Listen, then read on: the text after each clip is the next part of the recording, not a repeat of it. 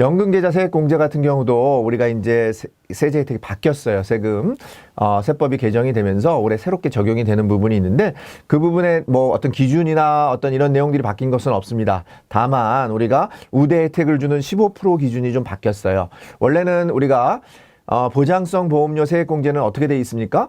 네, 근로자만 적용이 됩니다. 그러니까 여러분들처럼 개인사업자나 아니면 소상공인들은 적용 대상이 아닙니다. 꼭 기억하시고요.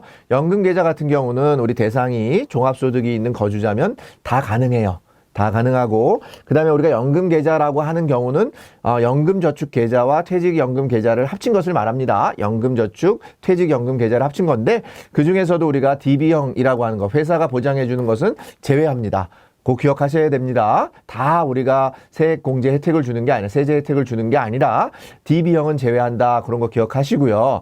조금 전에 말씀드린 것처럼 우리가 연금계좌 세액공제 같은 경우 또 우리가 보장성 보험료 세액공제도 다 몇 프로였습니까?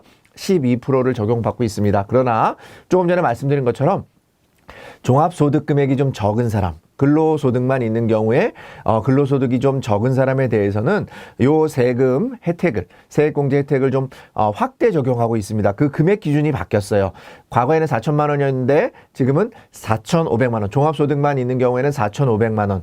그 다음에 근로소득만 있는 경우에는 총 급여액이 5,500만 원. 요거는 동일합니다. 그러니까 4,500에서 5,500 사이에 있는 사람, 그죠? 종합소득이 4,500. 또는 근로소득만 있는 경우에는 5,500만 원 이하인 경우에는 몇 프로를 적용한다고요? 네, 15%. 다 제가 지금 말씀드리는 것은 지방소득세를 제외한 금액을 말하고 있습니다.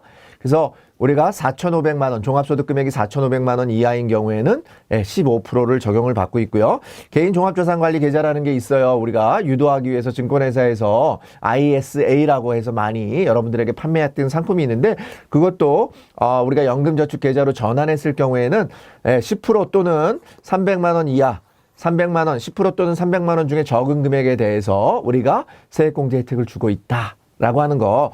뭐 시험에 자주 나오진 않지만 ISA가 혹시나 세금 문제로 나오면 여러분들은 10% 또는 300만 원 중에 적은 금액 요 정도만 기억하시면 될 것 같아요.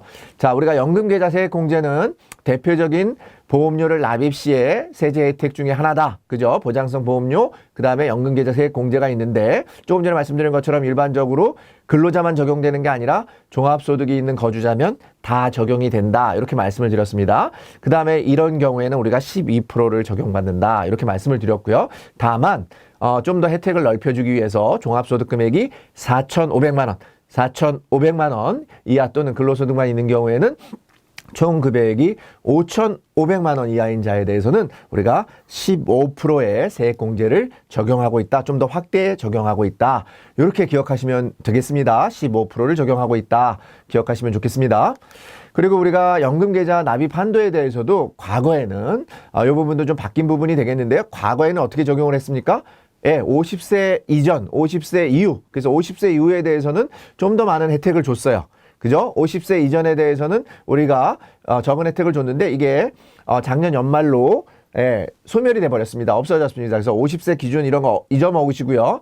우리가 기존에는 우리가 연금저축계좌에 400만 원, 퇴직연금계좌에 300만 원. 요 300만 원은 꼭 300만 원만이 아니라 요 두 개를 합친 700만 원까지. 그죠? 근데 요 두 개를 합쳐서 최대한 우리가 700만 원까지만 보장을 해줬습니다. 개정 전에는. 근데 700만 원이라고 하는 것은 연금저축에 400만 원을 포함한 금액이니까 연금저축계좌에 400만 원이 없는 경우는 퇴직연금계좌 단독으로 700만 원까지는 다 세액공제 혜택을 받았어요. 연금계좌 세액공제를 받았는데 올해 바뀌어서 뭐라고요? 연금저축에 우리가 600만 원, 그 다음에 퇴직연금 포함해서는 900만 원. 아시겠죠? 그러니까 연금저축계좌에 600만 원, 퇴직연금 포함해서는 900만 원. 까지 우리가 보장을 받는다. 이게 되게 적은 금액이 아닙니다. 엄청 큰 금액이에요. 여러분들 실제로 계산을 해보면 그렇잖아요. 여러분들이 연금저축계좌하고 퇴직연금계좌 합쳐가지고 만약에 800만 원을 납입을 하셨다. 옛날에는 700까지니까 800만 원 중에 100만 원은 보장을 못 받았는데 지금 900만 원으로 확대가 됐으니까 900만 원 중요합니다. 그래서 900만 원까지 적용을 받으시니까 800만 원에 2%를 적용받는 거예요. 물론 12%를 받든 15%는 내 종합소득 금액하고 관련이 있습니다. 근데 내가 만약에 종합소득 금액이 6천만 원이다. 그러면 우리 아까 4,500만 원 이하까지는 15%를 적용하니까 6천만 원은 몇 프로를 적용받는 거예요? 그냥 12%를 적용받으니까 내가 만약에 종합소득 금액이 6천만 원인 6천만 원인데 만약에 내가 연금계좌, 퇴직연금계좌 합쳐가지고 800만 원을 내가 불입을 했다. 그러면 얼마를 받을 수 있는 거예요? 800만 원 곱하기 12%니까 96만 원.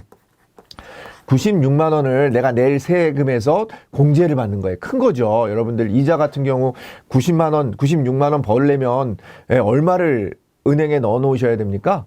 그죠? 요즘 금리가 높아졌어도 아마 5% 정도만 잡아도 여러분들이 은행에 뭐 이자소득세 제하하면은 2천만 원을 맡기셔야 여러분들이 1년에 90만 원 정도 받을 수 있어요. 그러니까 2천만 원을 예금해 놓은 금액만큼을 돌려받는 거니까 엄청 큰 거니까 여러분들 이거 놓치지 마시고 이 가입되지 않으신 분들 연금저축계좌나 아니면 퇴직연금계좌에 가입되어 있지 않으신 분들에 대해서는 다 이 부분을 상품을 유도하시고 설명해 주시면 되게 좋겠다라는 부분이고 특히나 연금계좌, 저축계좌로 우리가 가입을 유도하시면은 여러분들 우리가 보험료 납입 시에 세제 혜택이 되는 부분이다. 이렇게 해서 강조하시면 좋을 것 같습니다. 연금계좌 세액공제 같은 경우는 우리가 기존과 동일하게 유지가 되고 있습니다. 연금계좌 세액공제 요건이 있습니다. 아까 말씀드린 것처럼 근로소득, 근로자 관계 없습니다. 종합소득이 있는 경우에 적용이 되고요. 우리가 종합소득이 있는 거주자면 가능하고 연간 1,800만 원입니다. 조건이 이렇게 있고요. 우리가 연금계좌이기 때문에 우리가 인출하는 조건이 있습니다. 55세 이후에 받으셔야 되고 가입일로부터는 5년이 경과 후에 받으셔야 됩니다. 그리고 여기 나와 있는 것처럼 연금 수령 한도 내에서만 받아갈 수 있어요. 다만 우리가 여기 나와 있는 것처럼 의료 목적이나 이런 경우에 대해서는 한도에 관계없이 우리가 연금을 수령할 수 있다. 인출한 금액을 수령할 수 있다라고 보시면 되겠습니다. 자, 요 조건이 인출 요건이 55세 왜냐면 연금은 55세 이후에 받는 거니까 55세 이후고 가입일로부터 5년 이상 경과가 되어야 우리가 된다라는 거. 그러니까 내가 지금 돈을 내고 내가 55세라 그래서 내가 지금 돈을 내고 연금을 수령할 수 없어요. 왜냐면 세액공제를 받으시는데 혜택을 주지 않는다는 거예요. 그죠? 그렇기 때문에 연간 1,800만 원까지는 종합소득이 있는 거주자라고 하면 연간 소득이 1,800만 원, 연간 납입한 금액이 1,800만 원 이내에 대해서는 연금계좌 세액공제 요건을 적용받는다라는 거 기억하시면 되겠습니다. 연간 1,800만 원 이내입니다. 연금보험하고 연금저축이 있습니다. 우리가 이 부분은 용어가 헷갈려요. 그래서 여러분들이 처음서부터 연금보험은 보험이 아니고 연금저축은 세액 받는 부분이 아니다. 이렇게 기억하셔야 돼요. 그러니까 연금보험이라고 하는 것은 저축이고 거꾸로 연금저축이라고 하는 것은 연금이에요.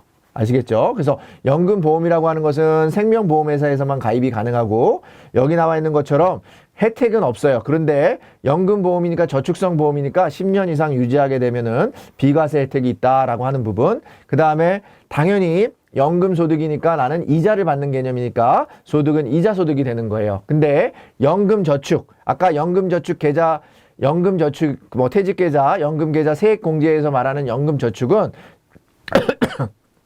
죄송합니다. 여기 나와 있는 것처럼 우리가 납입 시에 충족을 하게 되면 세액공제 혜택을 받는 거예요. 그래서 여기 나와 있는 것처럼 3에서 5% 지방소득세를 별도로 해서 3에서 5%까지 우대해서 소득을 받을 수 있는데 그때 소득은 뭐라고요? 연금소득이라는 거예요. 아시겠죠? 다시 한번 정리해 볼게요. 여기서 말하는 연금보험은 저축이다. 연금저축이 우리가 말하는 연금저축계좌 세액공제를 받을 수 있는 연금소득이 된다라는 부분이 좋은 거고요. 그래서 여기 나와 있는 빨간 거 마지막에 있는 이자소득과 연금소득을 바꿔서 시험 문제에 많이 나옵니다. 연금보험의 소득은 연금소득이다. 우리가 얼핏 보면 맞잖아요. 근데 연금보험은 뭐라고요? 저축이다. 그렇기 때문에 이자소득이다. 이렇게 기억하시면 좋겠습니다. 그래서 이 부분만 항상 저는 이렇게 비교하는 문제에서는 한쪽만을 좀 보시라고 얘기합니다. 한쪽을 잘 이해하시면 나머지는 상대적인 개념에서 반대 개념이 많기 때문에 그렇게 문제를 풀어보시면 되겠다라는 말씀 좀 드리겠습니다.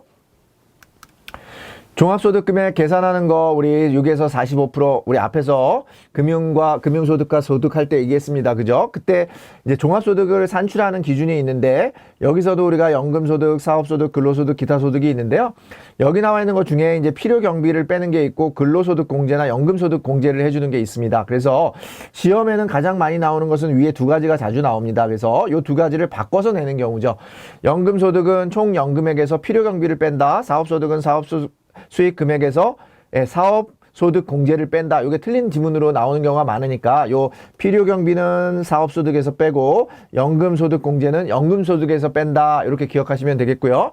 금융재산 상속 공제는 어떻게 한다 그랬습니까? 금융재산에 대해서는 금융소득에 대해서는 2천만 원까지. 그죠? 1억 원 이하일 때 2천만 원까지는 전액 공제하고 2천만 원이 초과되는 경우에는 2천만 원까지 공제하고 1억 원이 초과하는 경우에는 금융재산 총액의 20%를 곱해서 2억 원 한도로 보상한다.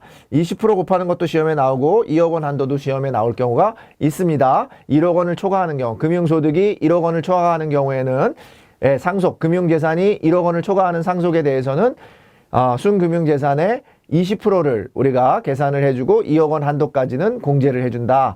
시험에 자주 나옵니다. 2천만 원이 중요하고요. 막 8천만 원 이래놓고서 20% 계산하는 거 아니겠죠. 1억 원 이하까지는 어떻게 된다고요? 2천만 원을 공제해준다. 이렇게 기억하시면 되겠습니다.